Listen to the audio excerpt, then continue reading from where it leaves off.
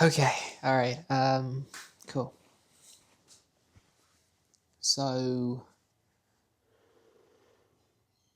here it way too close, bro. All right, so here is my book talk. Um, Here is my book talk. Book talk number 4. I'm pretty sure. All right, so I've uh, I've read a great deal of a great deal of very good books so far, and I have to say this one book that I bought this book at the Ashmudi Library book sale that happens once a year at Callahan at the at Callahan, and pretty much for 4 days they have the whole main hall lined up with thousands of books, and they sell each of them individually for about $2, pretty much. And I bought about 7 or 8 books back then, and it was cool. I liked it. One of the books that I bought was Napoleon's Russian Campaign. This book right here. This book, I put off reading it until now. So it's been a while. It's been a while since I bought it. Um, Probably one of the most fascinating books I've ever read. I think it's one of the books that makes me go. It's one of the it's been a book that has made me go. That's why I like reading books. This is why books are important. So Napoleon's Russian Campaign was literally written by an I think an officer, or maybe a general. I'm not sure, like an officer, somebody a little high ranking in Napoleon's army when they invaded Russia. So this book chronicles the history of Napoleon's invasion of Russia, of his Russian campaign. So so I finished the book, and everything I tell you now is going to be a bit of a recount of the book. So it might not be incredibly accurate, but it is of what I remember from reading the book. And if you haven't, and if you feel like doing so, I implore you to go and buy the book and read the book. It's an incredible book. So it's by an actual officer who actually experienced the war with like Napoleon, and everything in the book is actually true. So in this book, okay, I'll start from the get go. So Napoleon has formed maybe 300,000 soldiers, right? From Austria, Germany, France, and I think Italy, and a few other nations, because he's emperor. And it doesn't exactly tell you why he went to invade Russia, but and I haven't really studied ever on Napoleon. I do know of him because he is very famous. But I guess in a sense, all of that is irrelevant. But I will probably read more books on it. But he has 300,000 soldiers now, and he's going into Russia. So he goes and he enters the place, and then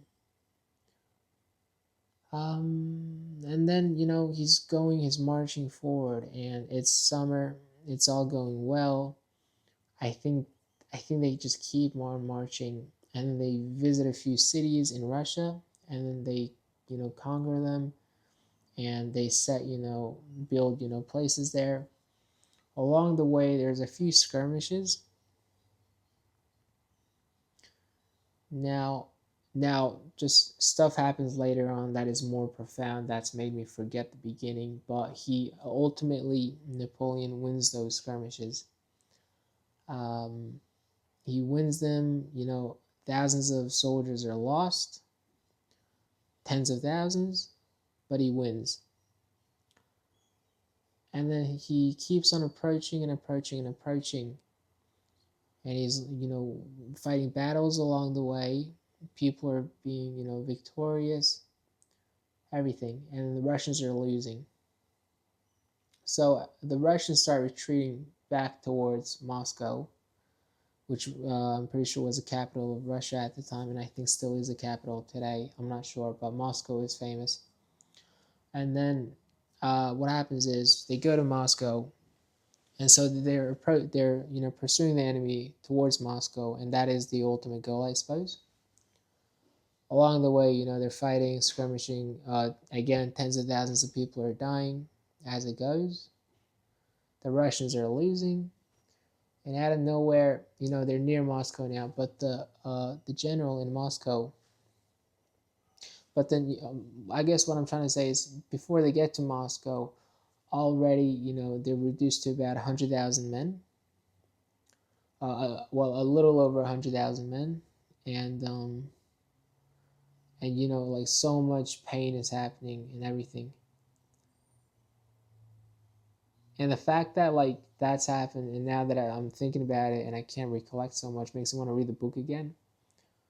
Because when I first initially started reading, I didn't think it was going to be so profound, but now I do understand that it is. Um, and so yeah, so they already have felt tons of misery, and they get to Moscow. But the thing is, I think the Russians decide to set Moscow on fire, and now Moscow is burning, because that's what they thought was the best course of action. They had everybody escape the city, get out, turn around. Um, they had everyone evacuate the city, all the residents there. Apparently, yeah. They had everybody evacuate Moscow, and they burnt the city. They set the prisoners free, and it's all happening. Moscow's, and then they had set Moscow to burn. They set up a bunch of traps and bombs, and when Napoleon arrived with his men finally, after months of hardship, oh no, sorry, not months, but after this big long hardship from getting into Russia to then getting inside Moscow, a big a whole thing happens. And then once he finally gets in there, and they're walking around in astonishment, and the city's completely empty. After about one night, the fires start burning everywhere, and then before they know it, the whole city's burning, and then they evacuate the city, and they have to evacuate it. And I think just so much stuff happens.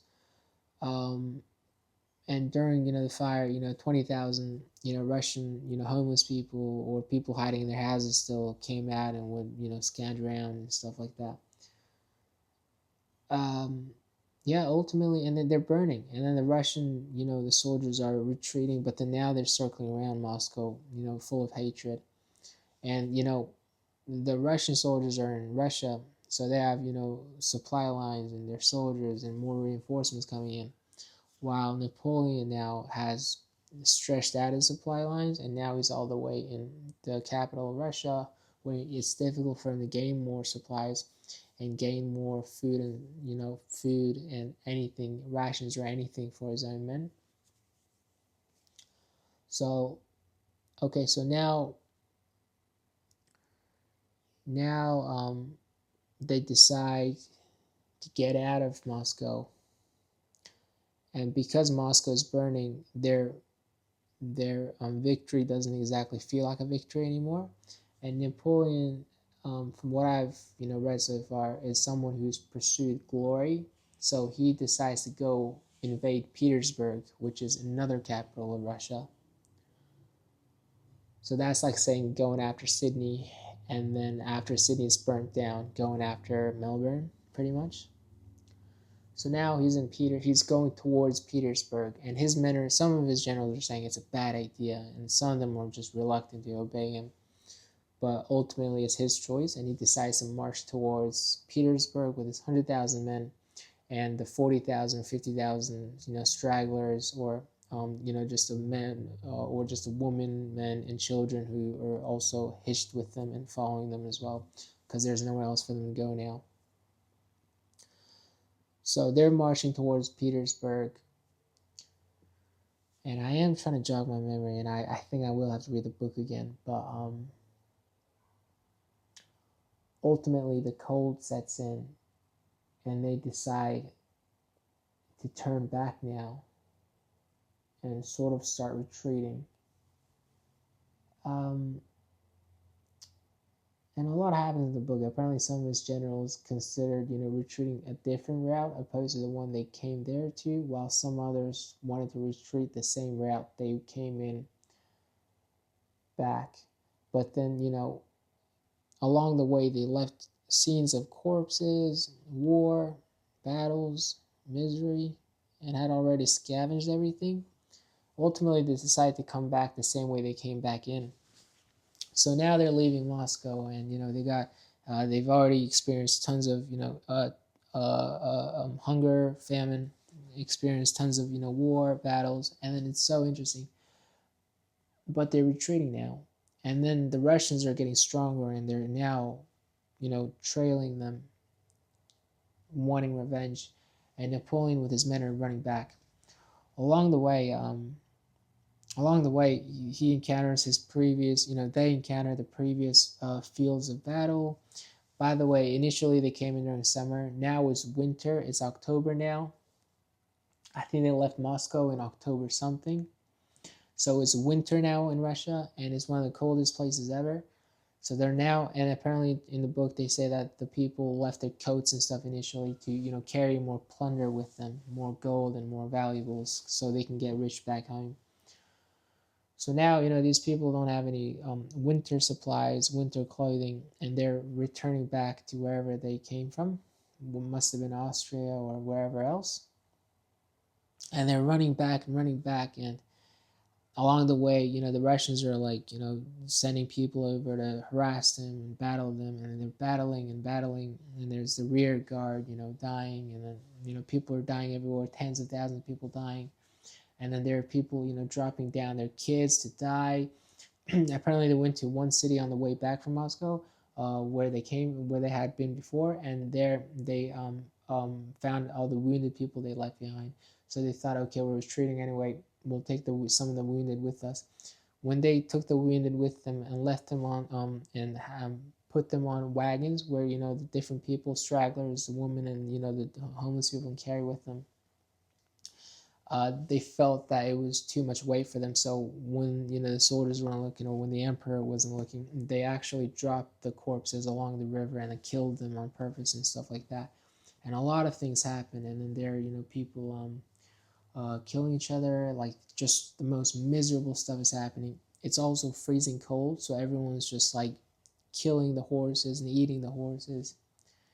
And when they were walking back along the areas that they had done battling before, they'd apparently found some survivors. Apparently, there was one scene where a soldier had actually survived for 50 days, where he had both his legs broken, but then he actually went inside the carcass of a horse and was eating, the raw flesh on his own, and he actually survived like that for 50 days. And when Napoleon and his army came by, they took him back with them.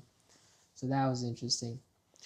Also, before I delve a little further in their initial march towards Moscow, there was a scene where the Napoleon's men were so pissed off at the Russians that 50 of them went out over a hill and started firing at them, taunting them. The Russians apparently sent their cavalry towards them, surrounded them, started circling them. At seeing this, the rest of the army was shouting and giving encouragement, and some of them were loading up their weapons and stuff.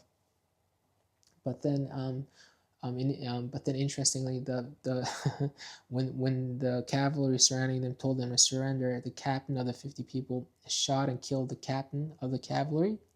So and then they all started firing back, and then the cavalry ran back towards, the whole Russian cavalry ran back away, and the 50 men actually survived that encounter. And it's straight out of a movie. But then, like all these cavalrymen are running back towards the Russian army, and then Napoleon's army has just seen this scene happen, and it's just out of a movie. So that's what happened on the way to Moscow. Just the coolest stuff, but also just the most miserable stuff, and it's stuff that actually happened as well. And then they're running back and walking back, and they're raiding cities on the way back, and they're killing people. And a lot of atrocities probably happen on the way. And now they're reduced to 50,000 soldiers when they initially came in with 300,000 soldiers, and then they still have the other 40,000 stragglers with them and stuff like that. And then Napoleon's kind of going psycho the whole time. He's like, Mom, like this guy's clearly going psycho, but then he clearly needs to be strong for his men.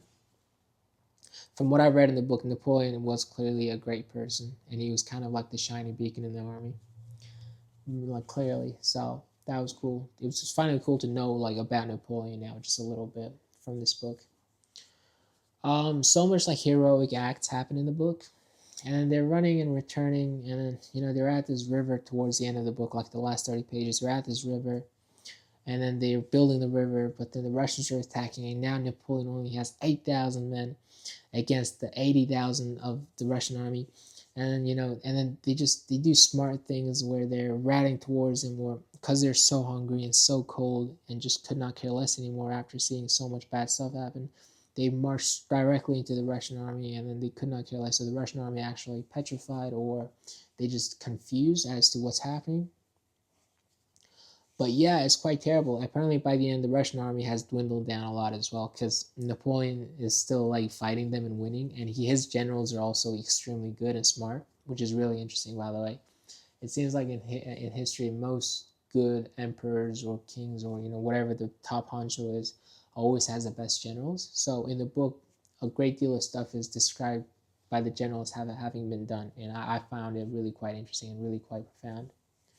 And yeah, coolest book ever, coolest book ever. And me explaining it, I can't really get into depth about it because it's all in my head, and it's hard to like recount everything that happened. But that's why you gotta read the book so you can really get a firm understanding yourself. Um, and yeah, there were scenes in a river where everybody was afraid of the shooting and stuff, so they started climbing over each other, started drowning each other, started shooting each other, and then started killing each other. But the book doesn't stop to just describe all the atrocities. It also describes a lot of the good things that happened, where a soldier would dive into the river and then swim after a child whose mother had just drowned, and now the kid's drowning. But then the dad, the soldier's saving the kid, inside a frozen lake, and then the kid is crying after his mom. But then the soldier says, "I didn't save you for nothing. I'll be your father and your family." Like is that not an insane thing? And then and there were scenes of where there were soldiers who were who did everything in their power to save their fellow friends and comrades, and they hitched them on their sleds, or waited until they died and stuff like that. So a lot of great heroic acts happened alongside all the great atrocities, stuff like that. So yin and yang to everything, and it was super interesting. I think ultimately in the end, Napoleon apparently, like after leaving Russia, Napoleon apparently walks away on his own to Paris, so he can regain his title and to manage and control everything again. And he left his army in retreat on their own. I think ultimately the entire army like pretty much passed away and faltered, unfortunately, because Napoleon was kind of like the shining beacon in his army, and him going away to do his own thing. But me saying that doesn't mean he did that out of nowhere. It was actually it was the correct move, and it was at the very end of all the hardships, but the hardships kept going on, and a lot of crap happened as well. So yeah, I'm surprised how the guy survived all that, honestly. Oh, and they're so courageous that, by the way, in a few scenes in the book, when the Russians were attacking Napoleon directly, him and his generals, instead of retreating, actually stood on their own without their men, because they were kind of separated from them, and actually took their swords out. And they had such a way of never retreating that they actually stood against the enemy and fought back against them. So these guys weren't just fucking in the back hiding and shit. Like, they were directly courageous, genuinely strong people. And I'm just like, whoa. There was one funny scene in the book where I'll actually read it right now. I'll read this section. So this is just a passage. When Mortier had put Krasnoye between himself and Bennigsen, he felt safe. The enemy broke through the stretch of road separating that city from Leyte only with the fire of their batteries, which lined the left side of the highway. Colbert and La Tour Maubourg held them in check on the hills. In the course of this march, a strange incident occurred. A shell plowed into the body of a horse, exploded, and blew the animal to pieces without wounding the rider, who landed on his feet and kept on walking. Is that not insane? Who kept on walking. Yeah, so I thought this is a tremendously interesting book that I've just learned about actual history from an actual person who was there during the history happening. It was interesting to learn about, human struggles, human plight, what happens when people, experience such misery, such cold, such hunger, such war, famine, how great men came to be. I thought just after reading this, like apparently 15 other years of war and conquering has happened before this exact invasion of Russia. But just reading the Napoleon's Russian campaign alone, it puts me in awe and makes me feel as though, wow, that's interesting and that's history. So I thought it was a cool book. I thought it was a cool book. It's books like this that makes me go, that's why I love reading, and that's why you should read. And I'm gonna have to read the book again one day, but I have a few books that I have to read again one day, but man, I just wow, that's a cool book. Wow. Anywho, I think the guy didn't write any other books, unfortunately. I think this is the only book he wrote. He never exactly describes what he did in the army. He kind of just describes the exact war and everything and stuff. So it was almost like somebody was there, but he was there from like a third person, like a bird's eye view of like the whole situation. I was just like, what the hell? Cool way to describe it. But yeah. Apparently, Napoleon in the book it said that Napoleon apparently had written like a bibliography or a memoir of his life, and apparently he had to burn it because he was afraid that he was gonna lose. Apparently, there were scenes where he actually burnt all his clothes in case he fell into the enemy's hands, so they don't have any trophies of war. So just a little scenes like that. But apparently, they were very few and far between, and mainly Napoleon has always been a very stout and devout character with strong men at his disposal. Um, Beautifully well written book. Incredible history. Real history. And yeah. Yep.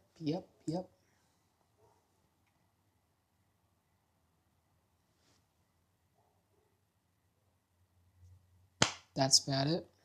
Cool.